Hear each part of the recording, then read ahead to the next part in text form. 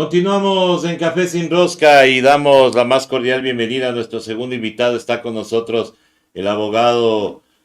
Jorge Sosa, el doctor Jorge Sosa, abogado constitucionalista, con quien vamos a conversar sobre la muerte cruzada. Hay personas, lo que nos preocupa es que ahora hay personas que luego del decreto de ya estar más o menos convocadas las elecciones, porque han dicho que definitivamente lo harán el 24 de mayo, hay personas que hablan de que no hay ningún impedimento para que las elecciones se hagan luego de los 90 días, porque nadie dice que sean 90 días, y entonces lo que están buscando es posicionar el hecho de que Guillermo Lasso pueda terminar su mandato en el tiempo establecido ya para el 2025. Entonces, vamos a preguntarle al doctor Sosa si esto es posible o cómo está configurado este decreto de muerte cruzada que es por primera vez que ha sido utilizado. Estimado doctor, muy buenos días, bienvenido. Buenos días, muchas gracias por la invitación. Bueno, eso es técnicamente imposible porque hay plazos muy específicos. En el caso justamente del Consejo Nacional Electoral, ya convocó a elecciones, ¿sí? Entonces ya los plazos están corriendo, por lo tanto no se puede modificar el calendario electoral debido a que ya estamos en época justamente de calendario electoral. De hecho, cualquier interferencia, yo la oí a Diana Tamaín, cualquier interferencia u obstáculo para impedir que se celebren elecciones en el plazo determinado, tal como lo dice la Constitución, porque es una norma, este tema de la muerte cruzada, no es que podemos interpretarlo cualquier persona, ¿no? La única que puede interpretar es la Corte Constitucional, que se ha negado a interpretarlo, por lo tanto hay que tener en cuenta los plazos literales, tal como lo establece justamente el 148 de la Constitución de la República del Ecuador, en concordancia con la Ley Orgánica de la Función Legislativa y el Código de la Democracia. Es decir, ya hay un calendario electoral, ya hay una fecha tope de inscripción, ya hay obviamente una fecha de primera vuelta, ya hay una fecha de segunda vuelta. Es completamente imposible postergar las elecciones y eso podría acarrear sanciones, incluso de destitución,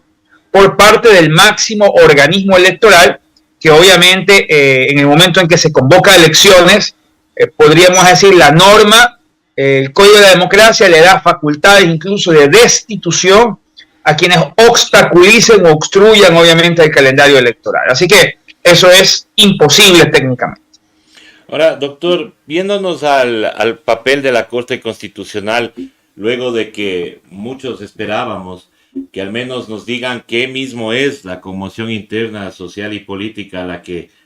acude el señor presidente para firmar este decreto, el hecho de decir nosotros no podemos interpretar qué es conmoción interna, social y política, a nosotros nos deja con un mal sabor de boca porque dice, bueno, el día de mañana ningún presidente de la República va a poder ser fiscalizado porque ellos van a decir, no, pues como se hizo en la época de Guillermo Lasso, pues nosotros también acudimos a la muerte cruzada y nos salvamos del juicio político. Y esto debería estar normado en la Constitución, que mientras esté en curso un juicio político no se podría aplicar la muerte cruzada, pero para eso es una reforma bastante fuerte. Sí, indudablemente que la Corte actuó con un doble estándar, con un doble rasero. Por un lado, al momento que hizo control del juicio político, se alejó del precedente del caso Glass, dijo que no era una corte de checklist y que ella representaba la máxima garantía institucional y por lo tanto hace un examen, podríamos decir, argumentativo sobre la coherencia justamente de la motivación. Ojo, y eso lo hizo en el juicio político, es un examen sobre la coherencia de argumentación y dejó obviamente, podemos decir, mocho o cojo el juicio político. En mi criterio, yo tampoco estoy de acuerdo de la manera como la Corte abordó justamente el tema del dictamen del juicio político, eliminando dos causales, para mí las más fuertes, que eran las de concusión y dejando únicamente la más débil, que era la de peculado, ¿no? En ese momento también se le pidió, el propio presidente le pide a la Corte Constitucional que por favor sí, se pronuncie sobre el tema de la muerte cruzada, y en ese dictamen la Corte dice que no era el momento, que en su momento se pronunciaría, obviamente que nunca se pronunció, ni al inicio ni al final justamente sobre todos estos vacíos, los requisitos, las características de la muerte cruzada, originando un grave problema, porque lo que ha causado por primera vez en la historia del Ecuador es que una Corte Constitucional ha dejado blindado, ¿sí?, un acto, ¿sí?,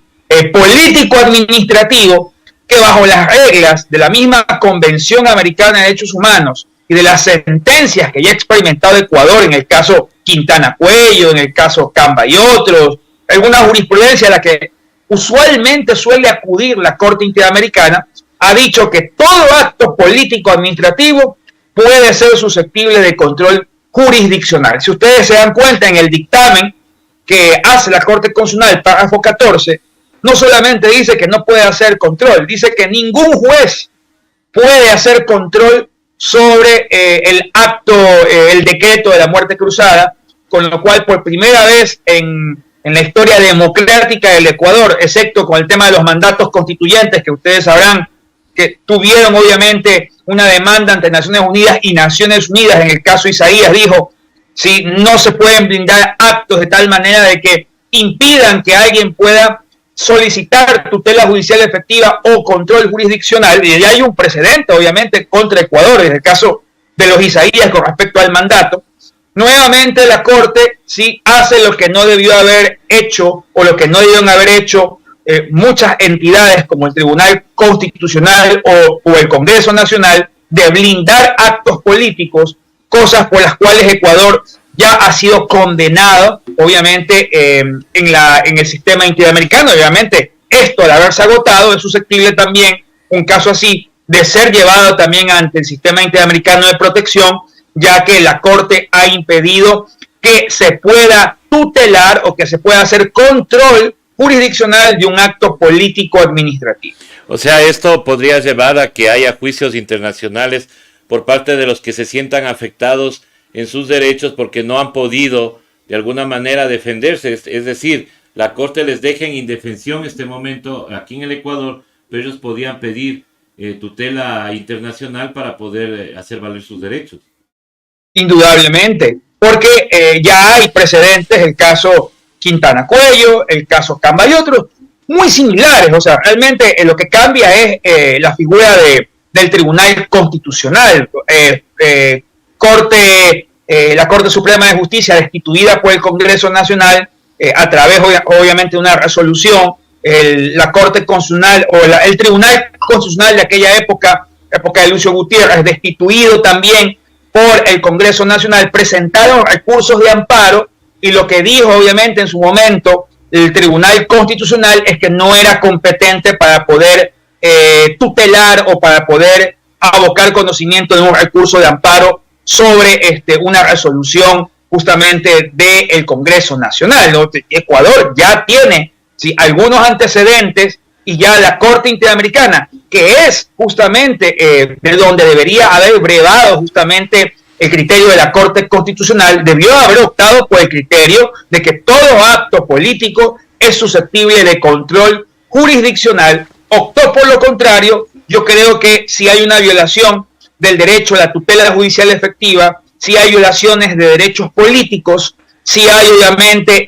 una falta de control de la legalidad del acto, ya que creo que todos estamos de acuerdo en que no hay ni hubo conmoción, grave crisis política, ni conmoción interna, que es una causal compuesta. El Ejecutivo debe haber demostrado que la grave crisis política producía conmoción interna. Yo creo que están dados los elementos para que esto pueda ser llevado ante el sistema internacional o ante el sistema de Naciones Unidas por justamente violación expresa del debido proceso, tutela judicial efectiva y derechos políticos, ¿no? Estimado doctor, ahora se habla de que como ya el señor presidente tiene que firmar decretos que tienen que pasar a la Corte Constitucional, ha habido ya voces como la del ministro de Trabajo que dice Vamos ahora sí, dice, a mandar las reformas laborales. Las reformas laborales no son temas económicos urgentes. ¿O pueden ellos inventarse y decir que como es para la productividad del país, entonces sí es económico urgente? ¿Qué dice usted, doctor? A ver, la materia económica urgente es específicamente la definida en el 135 de la Constitución, que se puede relacionar con la reserva de ley, de iniciativa que tiene el Ejecutivo, que es gasto público. ¿Sí? Puede presentar decretos leyes sobre temas que se refieran al gasto público, política financiera y monetaria y política tributaria. No forma parte de la materia económica urgente todas aquellas materias o asuntos que se relacionan con el desarrollo, menoscabo, restricción o alteración de derechos fundamentales, como por ejemplo derechos laborales. ¿Por qué? Porque bajo el criterio de la Constitución, si las reformas que tienen que ver con derechos constitucionales tienen reserva de ley o requieren reforma constitucional, reserva de ley orgánica, tienen reserva de ley orgánica. ¿Qué significa? Que si tienen un doble blindaje y necesitan ser presentadas a través de la Asamblea Nacional debido a que justamente afectan derechos humanos o derechos constitucionales. Un decreto ley no puede ser elevado a la categoría de ley orgánica por la misma naturaleza de ser decreto ley. Es decir, solamente puede afectar materias de leyes ordinarias o materias específicas de la iniciativa del presidente que están en el 135. En mi criterio, no cabe ni puede caber, incluso por principio de unidad de la materia. Es decir, unidad de la materia significa que cuando uno presenta un proyecto de ley, debe ser enfocado a una sola materia. No puede ser que en un tema tributario vaya a reformar, por ejemplo, Código de la Niñez, ¿no? O en un tema de zonas francas vaya a reformar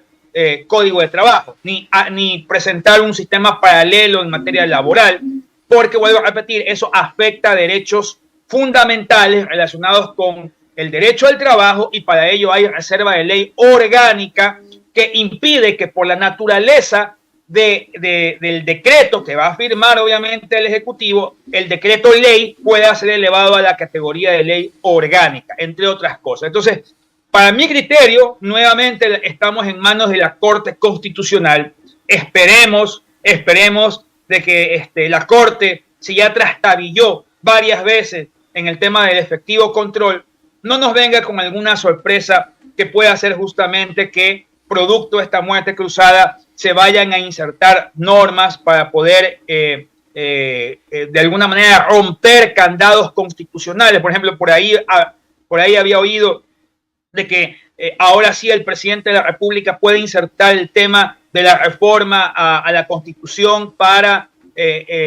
poder permitir que las Fuerzas Armadas puedan colaborar con la Policía Nacional. La Corte dijo que eso era únicamente trámite a través de reforma constitucional, por lo tanto sería imposible, ¿no? Esas cosas legalmente son técnicamente imposibles. Veamos qué dice la Corte, pero en mi criterio constitucional no sería posible si temas laborales por el principio de reserva de ley orgánica y porque rompe el principio de unidad de la materia, y tampoco serían posibles otras reformas como por ejemplo la colaboración de las Fuerzas Armadas con la Policía Nacional, porque requeriría de una reforma constitucional y no le alcanza la naturaleza del decreto legislativo para estas dos situaciones que abarcan obviamente afectaciones de derechos fundamentales.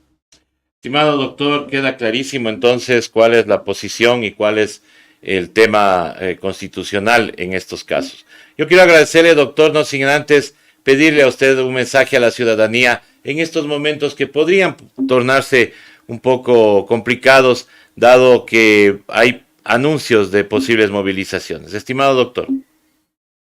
Bueno, el derecho de resistencia es un derecho ciudadano, todos tenemos derecho a resistir, siempre de manera pacífica, siempre obviamente sin afectar bienes ajenos y más que todo frente ya al proceso de elecciones, estar atentos de que estas elecciones se cumplan, porque ese es la disposición justamente del mandato constitucional sobre la muerte cruzada, anticipar elecciones para que el pueblo se pueda pronunciar y elegir bien, obviamente, al momento de de presentar o de poner el voto por los candidatos que ya se están ofertando en esta ley electoral. Gracias. Así es, doctor, muchísimas gracias. Ha sido el doctor Jorge Sosa, abogado constitucionalista, con quien hemos conversado sobre el criterio que tiene él sobre la muerte cruzada y sobre la actuación de la Corte Constitucional. Nosotros regresamos luego de este corte con más aquí en